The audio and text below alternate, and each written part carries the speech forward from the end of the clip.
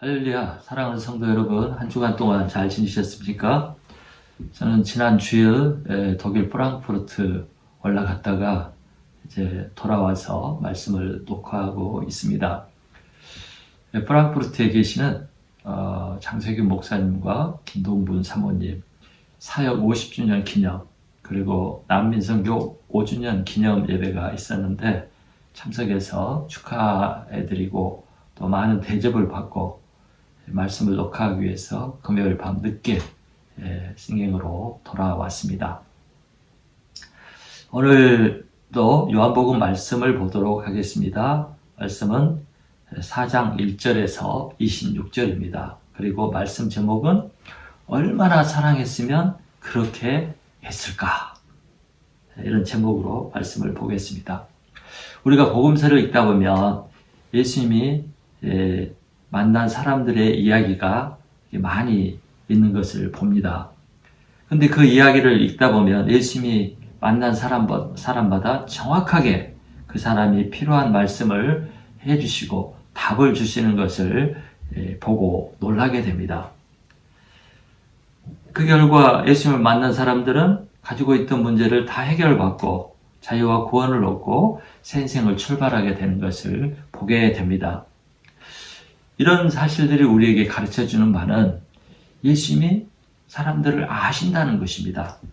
사람들의 생각, 고민, 또 문제, 그 필요를 아시고 그 사람에게 합당한 답과 말씀을 주신다는 것입니다. 이 점이 바로 예수님은 하나님이시고 또 예수님은 우리 모든 인생들에 가지고 있는 문제에 답이 되신다는 사실을 말해주는 것입니다. 오늘 우리가 읽은 본문 요한복음 4장 말씀은 이 사실을 가장 잘 보여주는 정말 아름답고 유명한 이야기입니다. 인생이 목마르고 힘들어서 고통스럽게 살아가는 한 여인이 예수님을 만나고 그 문제에서 자유와 해방을 얻고 새 인생을 출발하게 되는 정말 아름다운 이야기입니다. 지난 2000년 동안 이 이야기는, 이 성경 말씀은 방황하던, 목마른, 또 고통하는 수많은 남자들과 여자들에게 인생의 답을 주고 새 인생을 출발하게 해주는 그런 말씀이 되었습니다.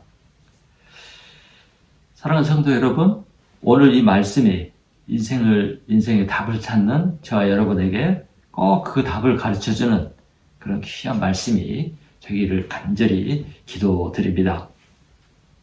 먼저 4장 3, 4절을 읽어보도록 하겠습니다. 3, 4절 시작. 유대를 떠나서 다시 갈릴리로 가실새 사마리아를 통과하여야 하겠는지라.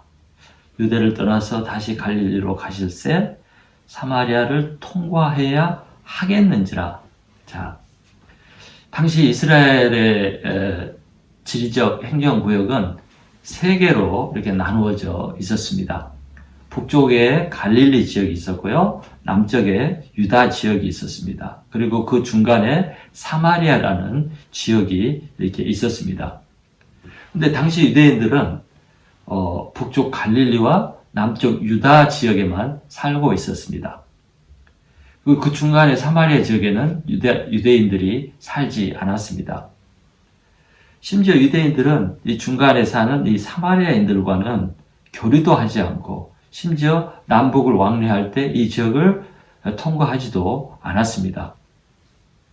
이들은 지리적으로 가장 가까운 지역에 있는 사람임에도 불구하고 정서적으로, 감정적으로 아주 먼 그런 사람들이었습니다. 이것은 같은 동족이면서도 서로 가까이 있으면서도 극도로 미워하고 싫어하는 남한과 북한의 사이와 같은 것입니다. 그러면 이렇게 서로 싫어하고 미워하고 적대하는 이유가 무엇입니까? 그것은 긴 역사적 이유가 있습니다. 지난번에 성경 공부할 때도 말씀을 드렸는데 다시 한번 이야기를 드리자면, 이스라엘 왕국이 원래 통일 왕국이었는데 솔로몬 이후에 북쪽 이스라엘 왕국과 남쪽 유다 왕국으로 나뉘어지게 되었습니다. 그런데 북쪽 이스라엘 왕국이 BC 722년에 아시리아에 의해서 정복을 당하고 완전히 망하고 말았습니다. 이때 제국이었던 아시리아는 어떤 정책을 썼냐면 정복 국가를 지배하기 위해서 혼혈 정책, 또 이 혼혈 정책을 위해서 이주 정책을 사용을 했습니다. 그래서 아시리아는 북이스라엘 점령하고 이방인들을 북이스라엘로 이주시키고 또 북이스라엘에 있던 이스라엘 사람들을 많은 사람들을 다른 나라로 이주를 시키고 그 남은 사람들은 이방 민족들과 같이 이렇게 살게 되었습니다. 이렇게 같이 살다 보니까 이방 민족과 통혼하게 되고 결국에는 이스라엘 민족으로서 정체성을 상실하고 순수성이 상실된 그런 민족이 되고 말았습니다. 이 사람들을 바로 사마리아 사람이라고 불렀는데 왜냐하면 아시리아가 이 지역을 사마리아라고 불렀기 때문입니다. 이 결과로 유대인들은 더 이상 사마리아 사람들을 유대인으로 인정하지 않게 되었습니다. 그 이후에 이제 포로기를 마치고 돌아왔을 때 유다 사람들이 북쪽 갈릴리와 남쪽 유다에만 거하고 중간 사마리아 지역에는 거하지 않게 되었습니다.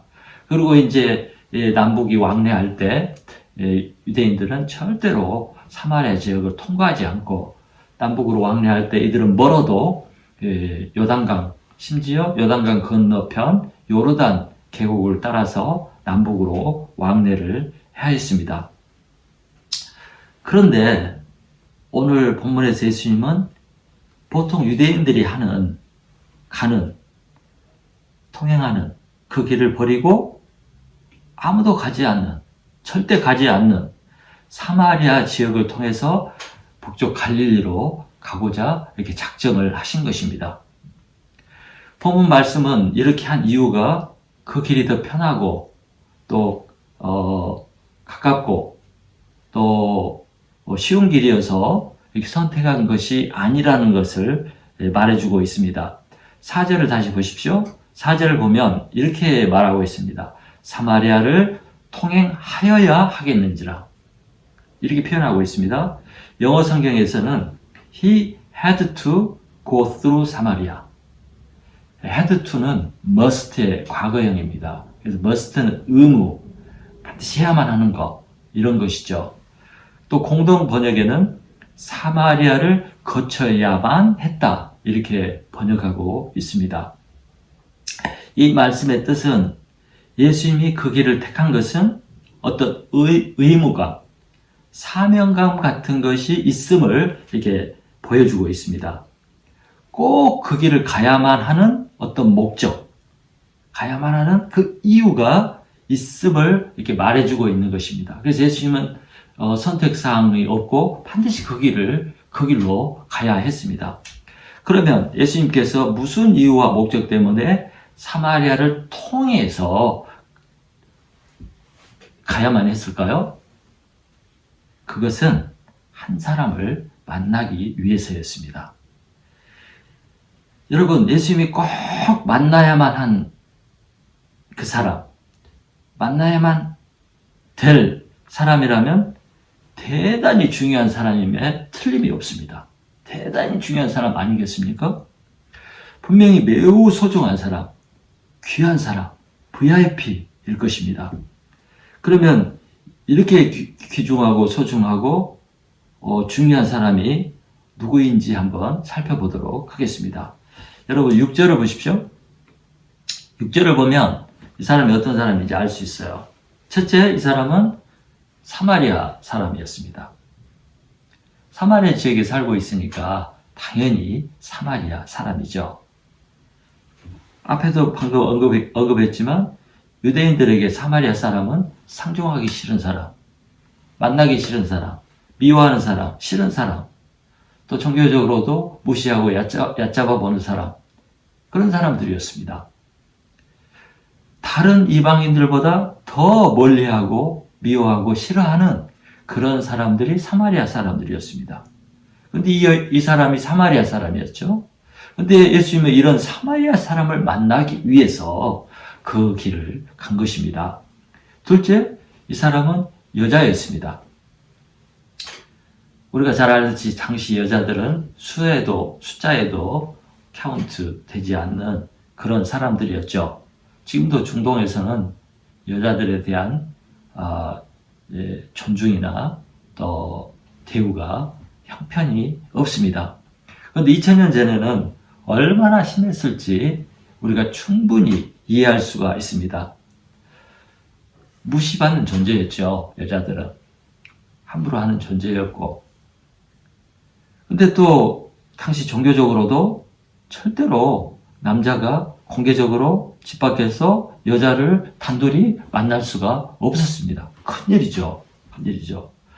특히 모르는 남녀가 만나는 것은 그렇게 위험한 일이고 피하는 일이었습니다.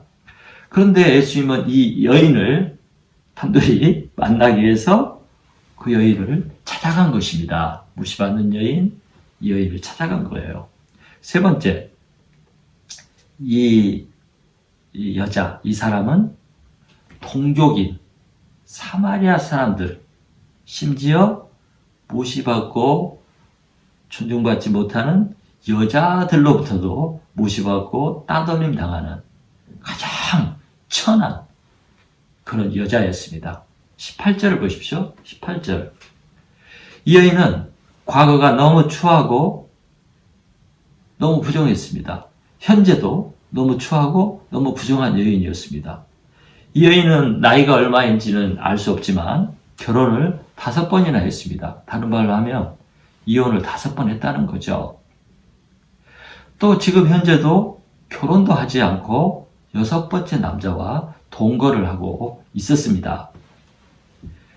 우리가 살다 보면 어쩔 수 없이 한 번 정도는 이혼하고 또 재혼을 할 수도 있습니다. 모세 율법에도 이 이혼을 허락을 했고 허락을 해 주었습니다. 그러나 이 여자가 5번이나 결혼을 하고 이제 결혼도 하지 않고 동거를 하고 이렇게 지내고 있다면 분명 이 여자는 문제가 있을 정도가 아니라 문제가 많은 여자임에 틀림이 없습니다. 이 때문에 이 여인은 모든 사람, 심지어 자기 동네 여인들로부터도 더럽다고, 부정하다고, 음탕하다고, 손가락질 당하고, 눈총을 당하고, 왕따와 배척을 당하고, 치탄을 받는 그런 여인이었습니다. 그래서 아무도 이 여인과는 대화도 하지 않고, 말도 걸어주지 않고, 같이 다니려고 하지도 않고, 심지어 같이 우물에 물길로 가자고 하는 여인도 없었습니다. 한마디로 친구가 아무도 없는 그런 여인이었습니다. 그런데 예수님이 이 여인을 만나기 위해서 찾아가신 것입니다. 아무도 만나기를 원하지 않는 사람, 보이면 모두가 피하는 사람들이 모두 손가락질하는 그런 여인을 만나기 위해서 찾아가신 것입니다. 이렇게 예수님은 전통과 사람의 생각과 상식을 거부하고 그 길을 가셨습니다. 아무도 받아주지 않는 그 여인을 만나기 위해서 일부러 그 길을 가시고 일부러 찾아가신 것입니다. 그런데 여러분, 오늘 말씀 보면 가야만 했는지라 갈 수밖에 없었습니다. 왜요? 이 길은 이미 오래전에 하늘에서 정해진 길이기 때문입니다. 하나님이 오래전부터 계획한 일이기 때문입니다. 그래서 예수님은 일부러 하나님의 사명을 받들어서 그 길을 가신 것입니다. 이 사건이 얼마나 놀라운 일입니까? 얼마나 중요한 일입니까? 저는 이 말씀을 읽을 때마다 마음의 큰 감동과 또 위로를 받습니다. 이 여인은 예수님을 전혀 알지 못했습니다. 그래서 예수님을 전혀 기대하지도 않았습니다. 그러나 이 여인은 예수님을 몰랐지만 하나님은 이 여인을 아셨고 예수님도 이 여인을 아셨습니다. 그래서 하나님께서 예수님을 이 여인에게 보내신 것입니다. 도와주기 위해서. 하나님이신 예수님, 하늘의 왕이신 예수님이 하늘에서 내려와서 이 여인을 찾아가신 것입니다.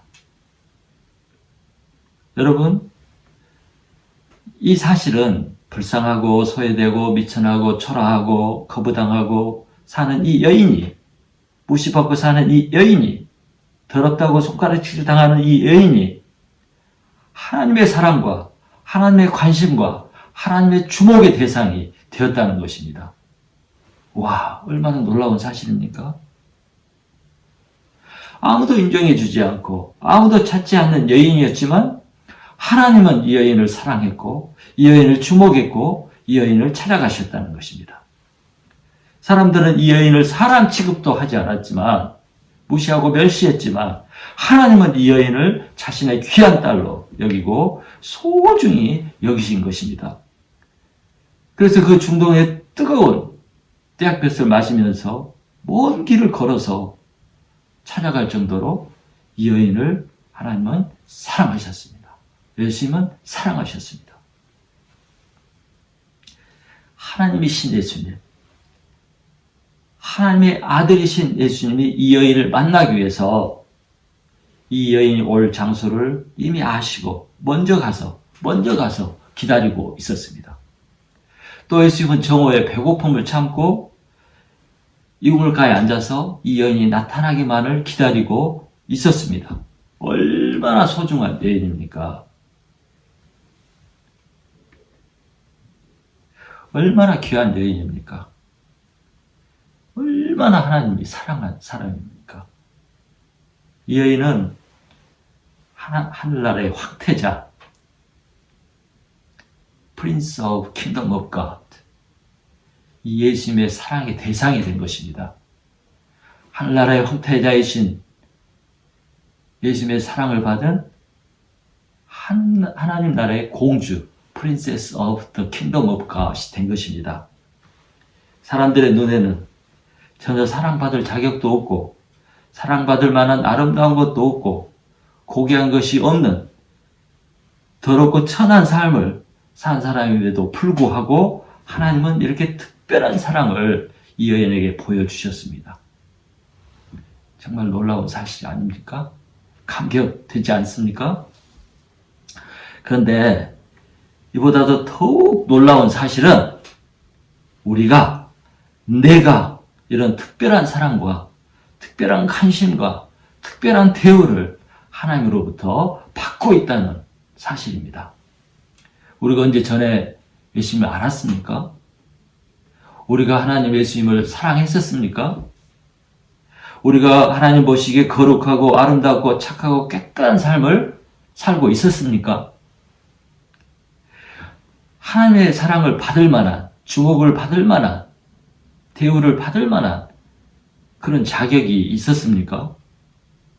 저는 전혀 그렇지 않다고 생각합니다. 제 자신을 볼 때 하나도 하나님의 사랑과 주목과 대상을 받을 만한, 티끌 만한 그런 근거가 없다고 이렇게 생각을 합니다.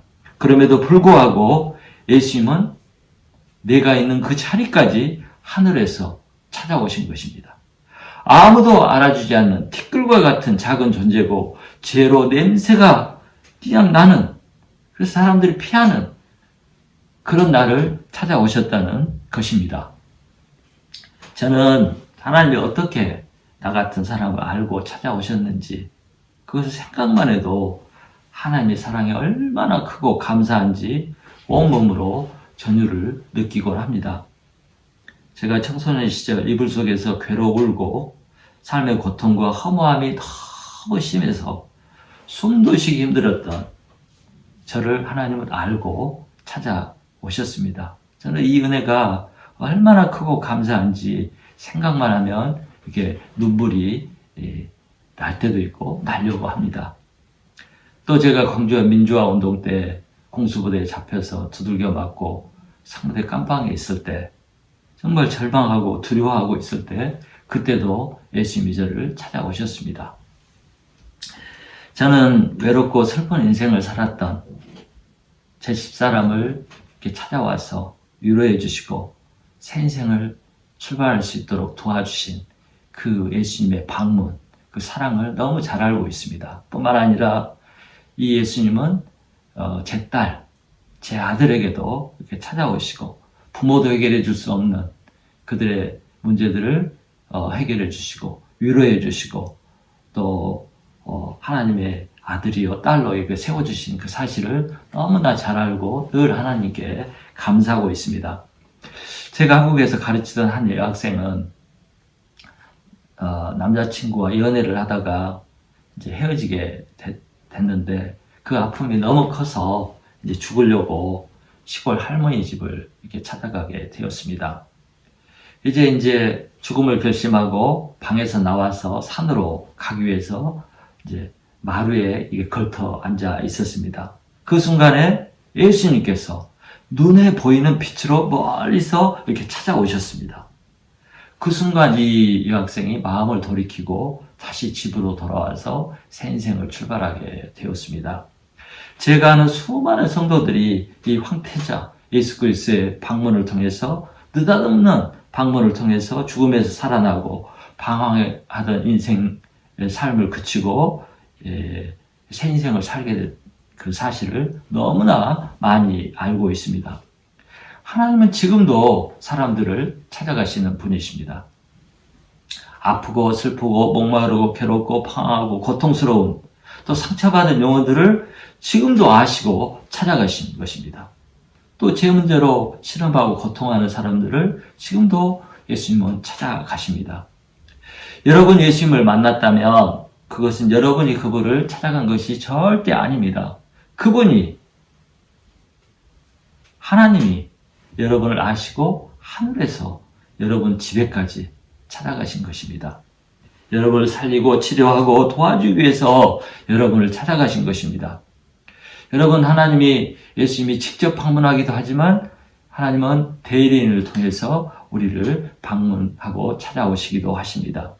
목사를 보내기도 하고 신앙의 친구를 보내기도 합니다. 이것도 하나님의 방문인 것입니다. 여러분이 슬프고 한많은 이 여인이 예수님을 만나고 인생이 완전히 바뀌고 말았습니다. 새 인생, 또 생명이 넘치는 인생, 감격과 감사와 행복이 넘치는 인생, 죄와 어둠과 사람의 눈총에서 해방되어 자유를 얻은 그런 인생이 되었습니다. 나중에 보면 이 여인이 천도자가 되었어요. 사랑하는 성도 여러분, 혹시 하나님의 방문, 예수 그리스도의 방문이 있다면 절대로 거부하지 마시기 바랍니다. 하나님이요, 여러분의 구원자이신 예수님의 방문을 문전박대하는 그런 사람 절대로 되지 마시기 바랍니다. 환영하시기 바랍니다. 이분이 여러분을 찾아오셨다면 여러분은 이미 하나님의 주목의 대상이 되었고 사랑의 대상이 되었고 하나님의 사랑받는 사람이 된 것입니다. 그걸 아시고 환영하시기 바랍니다. 또 저는 이 말씀을 통해서 또 다른 한 가지 사실을 배우고 은혜를 받았습니다. 그것은 아무도 사랑하지 않는 사람을 하나님은 사랑한다는 사실입니다. 계속 말씀드렸지만 이 여인은 사람들로부터 무시와 미움을 받는 그런 사람이었습니다. 유대인들로부터도 사마리아인들로부터도 심지어 여인들, 주위 모든 사람들로 미움을 받는, 배척당하는 그런 사람이었습니다. 더럽다고, 부정하다고, 사랑 취급도 받지 못하고 손가락질 당하던 그런 불쌍한 여인이었습니다. 심지어 만나면 외면하고 또 만나면 가르침 받고 그런 삶을 살던 여인이었습니다. 그래서 모든 사람들이 떠나고 친구도 없고 교제할 사람도 없이 외롭게 살던 이 여인이었습니다. 한마디로 말하면 사랑받을 수 없는 사람, 사랑받지 못할 그런 사람이었습니다. 그런데 이런 여인을, 아무도 사랑하지 않는 이런 여인을 예수님이, 하나님이 사랑했다는 사실입니다. 이 여인을 만나기 위해서 예수님은 하늘에서 내려오셨습니다. 이 여인을 먼 길을, 거칠고 험한 광야길을 떼약볕을 맞으면서 찾아가서 은혜를 베풀고 도움을 주고 새 인생을 살도록 했습니다. 심지어 예수님은 이 여인을 위해서 십자가에 달려서 자기 목숨까지 바치고 희생을 하셨습니다. 이 여인을 사랑했던 이 예수님을 보면 우리는 하나님의 사랑에는 끝이 없고 조건도 없고 부족함이 없다는 사실을 이렇게 볼 수가 있습니다. 하나님의 사랑이 어떤지 볼 수가 있습니다. 이것이 바로 하나님의 사랑이고 성경이 말씀하시는 사랑입니다. 이 하나님의 사랑에는 어떤 자격도 어떤 조건도 없는 무조건적인 사랑입니다. 무조건, 조건이 없는 사랑입니다. 죄가 많고 어둠이 깊은 영혼을 죄가 많을수록 더 불쌍히 여기는 이 하나님의 측량할 수 없는 사랑입니다. 그래서 로마서 5장은 그랬죠. 하나님이 우리가 연약할 때, 죄인이었을 때, 원수였을 때 우리 인간을 사랑했다고 말씀하고 있습니다. 이렇게 놀라운 사실은 하나님이 우리에게도 이런 사랑과 은혜를 우리에게도 지금 베풀고 있다는 사실입니다. 조건이 없고 제한이 없는 이 놀라운 하나님의 사랑 때문에 우리는 때로 넘어지고 때로 좌절하고 때로 죄를 지어도 다시 일어날 수 있는 것입니다. 이 하나님의 사랑 때문에 이런 무조건적이고 측량할 수 없는 높고 깊은 이 사랑 때문에 내가 어떤 죄를 지었음에도 불구하고 우리는 다시 하나님께 나아갈 수가 있는 것입니다. 그래서 매일매일 새 출발할 수가 있는 것입니다. 이 끝없고 제한이 없는 하나님의 사랑을 아는 사람이 바로 누굽니까? 우리 크리스찬들이죠. 죄인을 사랑하신, 무조건 사랑하신 이 하나님의 사랑을 아는 사람이 그리스도인이고, 이런 그리스도인들은 절대로 남을 미워하거나 남을 배척하거나 남을 정죄하지 않습니다. 하나님의 사랑을 알고 느끼고 체험한 사람은 절대로 남을 미워하거나 배척할 수 없습니다.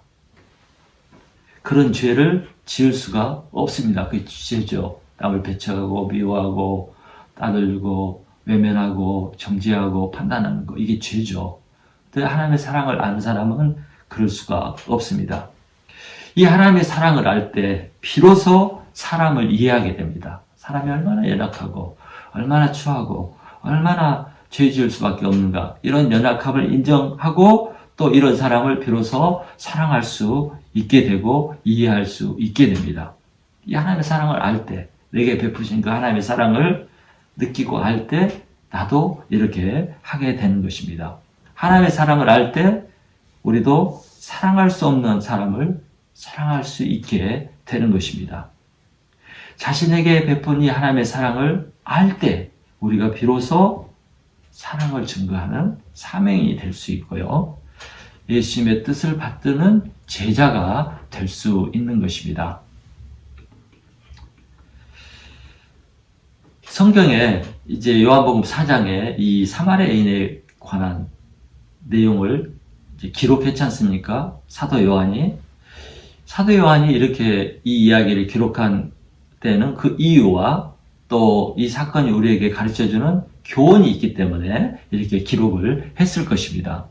그런데 그 중에 하나는 바로 하나님의 사랑이 얼마나 아름답고 얼마나 높고 얼마나 측량할 수 없는가 하는 이 하나님의 사랑에 대해서 가르쳐주고 있다고 생각을 합니다.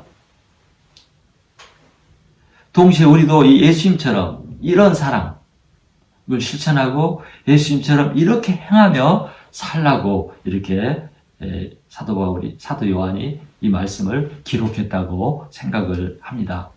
사랑하는 성도 여러분, 사랑은 허다한 죄, 그러니까 모든 죄를 덮습니다. 사랑으로 못 덮고 못 감당할 죄는 이 세상에 없습니다. 하나님의 이 사랑은 이 세상의 모든 죄, 역사 이래 사람들이 저지른 모든 죄를 덮어버리고도 용서하고도 남는 그런 큰 사랑입니다.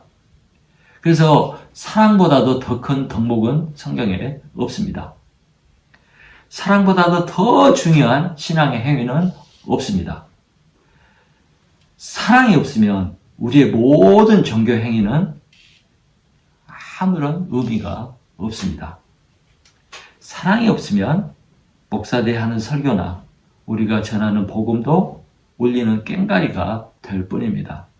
사랑이 없으면 우리의 수고와 봉사와 헌신이 하나님 앞에서 아무런 가치가 없는 무의미한 것이 될 것입니다. 고린도전서 13장에서 사도 바울이 한 말씀입니다. 사도 바울은 과거 하나님에 대한 열정 때문에 크리스찬들을 죽이고 핍박하는데 앞장을 섰습니다. 사도 바울은 그것이 하나님 앞에서 최고의 믿음이고 헌신이라고 생각을 했습니다. 그러나 그가 예수님의 사랑을 알고 나니 그동안 자신이 헛인생을 살고 헛신앙생활을 했다는 것을 깨닫게 되었습니다.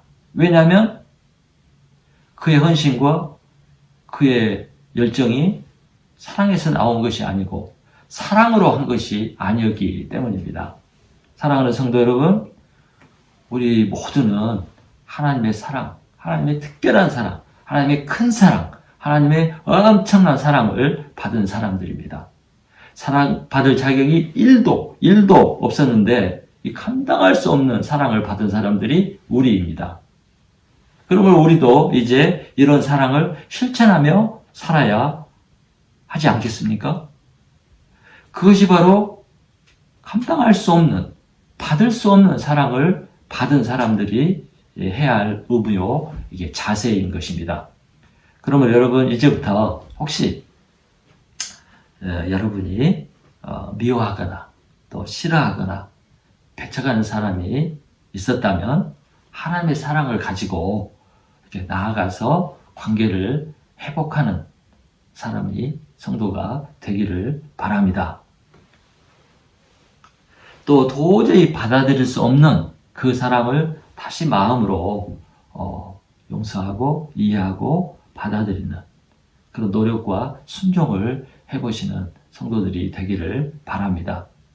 하나님이 내게 베푸신 사랑을 나도 남에게 베풀어보는 그런 노력, 그런 도전을, 순종을 해보시기 바랍니다.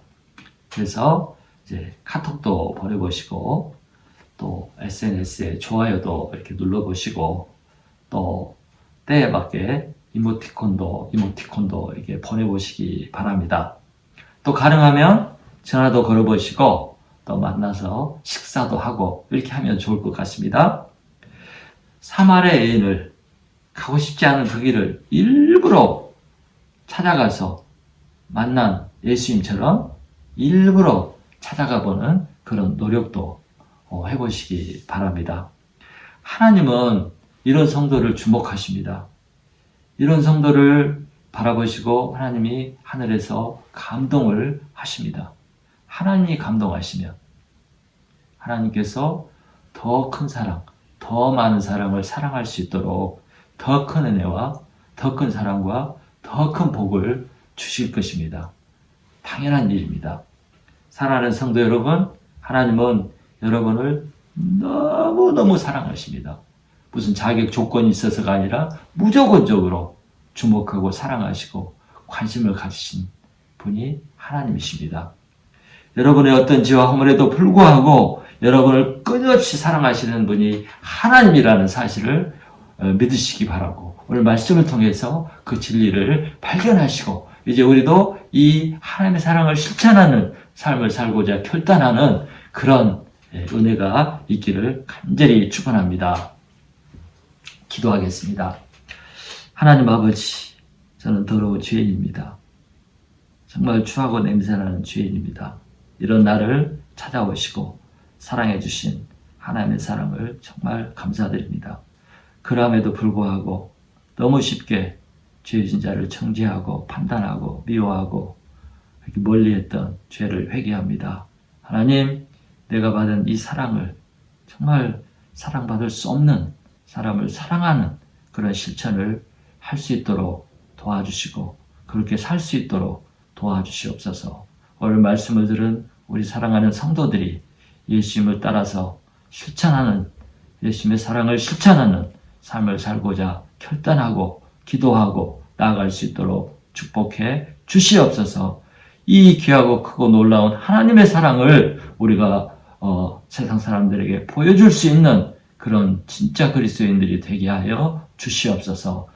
예수님 이름으로 기도하였습니다. 아멘.